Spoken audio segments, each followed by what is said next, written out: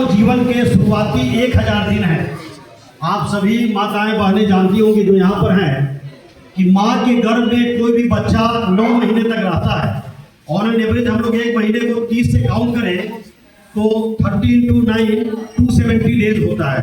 तो एक औसत सामान्य रूप से 270 दिन का एक प्रेगनेंसी का टेन्योर होता है और जन्म के बाद पहला साल 365 दिन और दूसरा साल 365 दिन, इस तीनों को यदि जोड़ेंगे तो वो 1000 दिन होता है। और किसी भी बच्चे के मानसिक और शारीरिक ग्रोथ पर आगे चल करके उसका क्या बिल्डअप बनेगा, क्या पर्सनालिटी बनेगी, क्या मानसिक ग्रोथ होगा, क्या फिजिकल ग्रोथ होगा, यह सारी चीज शुरुआती के 10 दिनों पे पड़ता है।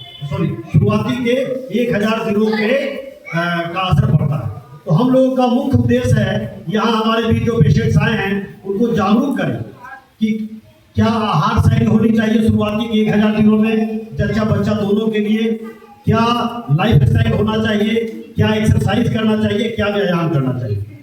तो मैं भौतिक चिकित्सक डॉक्टर अमरेश कुमार आप लोगों को बीच शुरुआती 1000 दिन जो हमारे जीवन के हैं उसमें एक्सरसाइज का क्या महत्व है, फिजिकल एक्टिविटीज का क्या महत्व है, डाइट का क्या महत्व है, एक्सरसाइज का क्या महत्व है, उसके बारे में संक्षेप में मैं प्रकाश आपके बीच डालूंगा।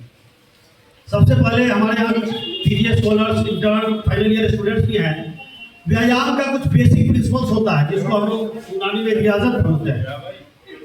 किसी भी एक्सरसाइज को करने का तरीका 3 फेज होता है, जैसे warm up, cool down, exercise period और कूल डाउन।